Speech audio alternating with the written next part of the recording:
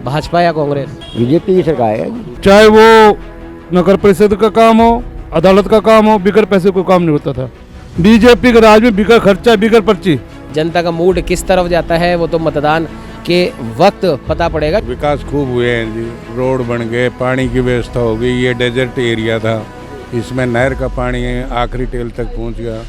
लोगों में खुशी की लहर है। नारनौल विधानसभा से तीसरी बार एडीओ यानी कि ओम प्रकाश यादव जीतेंगे या राव नरेंद्र सिंह इस बार?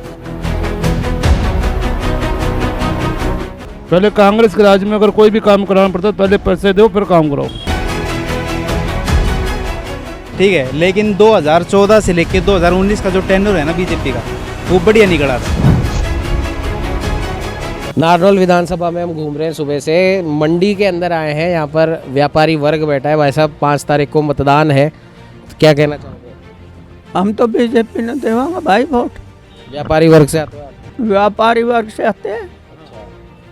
10 साल कांग्रेस भी देख ली, 10 साल बीजेपी भी देख ली। कांग्रेस तो बिल्कुल भ्रष्ट है, उसको तो सिवाय उगाई से कोई मतलब नहीं है। वो एक ही बात है। नारनौल की अगर हम बात कर लें तो ओम प्रकाश यादव एडीओ साहब और राव नरेंद्र सिंह तरफ से तो जीत रहा है जी। यादव जी हाँ, क्या क्या क्या क्या काम करा लिए उन्होंने 10 साल में? क्या क्या काम तो वो क्या करवा रहा है, सरकार कर रही है बीजेपी। कुछ तो उन्होंने करवाया होगा। उसने कुछ नहीं करवाया। तो आप पार्टी के सिंबल पे डालोगे? हाँ, काम हमारे हो रहा है सारा। ये करवा रहे हैं नांगल चौधरी वाला, डॉक्टर है वैसे। और भी लोग हैं, उनसे भी बात करेंगे। हाँ सर। हाँ जी, मेरा नाम वासुदेव सिंगल है। नारनौल से बोल रहा हूँ, नई मंडी अनाज मंडी से। ऐसा साहब कांग्रेस के टाइम में रिश्वत खोरी का बोलबाला था जो था, वो बीजेपी के राज्य में नहीं है। पहले कांग्रेस के राज्य में अगर कोई भी काम कराना पड़ता तो पहले पैसे दो फिर काम कराओ। चाहे वो नगर परिषद का काम हो या अदालत का काम हो, बिगर पैसे कोई काम नहीं होता था। और अगर किसी को नौकरी लगनी है तो नौकरी की बोली लगती थी 10 लाख, 15 लाख, 20 लाख, 30 लाख। जो जितने ज़्यादा पैसे दे रहे हैं उतनी ज़्यादा बड़ी नौकरी मिल रही है।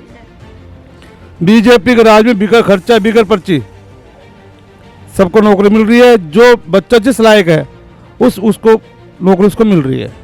और वर्गों की अगर बात करें, महिला पुरुष, स्वास्थ्य के क्षेत्र में बात करें, शिक्षा के क्षेत्र में बात करें, तो क्या कहें? शिक्षा क्षेत्र में हमारे एरिया में पहले से काफ़ी काम हुआ है। हमारे यहाँ पर जो है ट्रामा सेंटर भी आ गया है। उससे पहले राव नरेंद्र सिंह स्वास्थ्य मंत्री थे कांग्रेस टाइम में।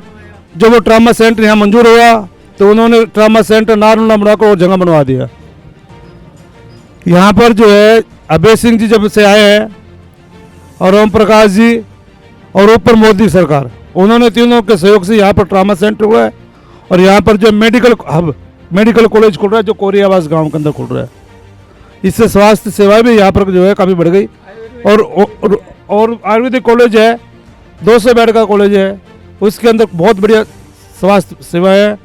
और नितिन गडकरी जी ने जो सड़कों को जो जाल बिछाया है, आज रोहतक वाले, दिल्ली वाले नारनौल आते चकते नहीं।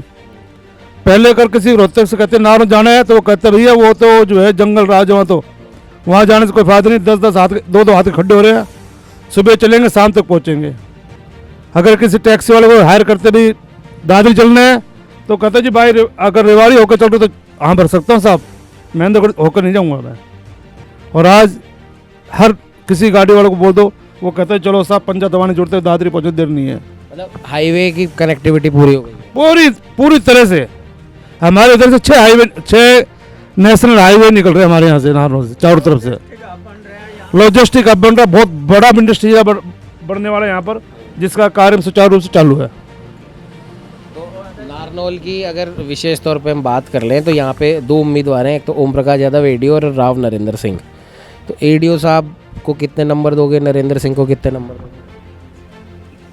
जहाँ तक ओम प्रकाश एडीओ की बात है, इनके काल में कभी भ्रष्टाचार नहीं फैला है।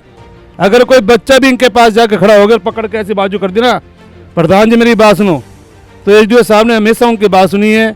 किसी काम के लिए अगर उनको कहा है तो तुरंत उन्होंने ऑफिसर को फ़ोन किया है। वो अलग बात है कि उस अफसर के लेवल का वो काम थे नहीं था।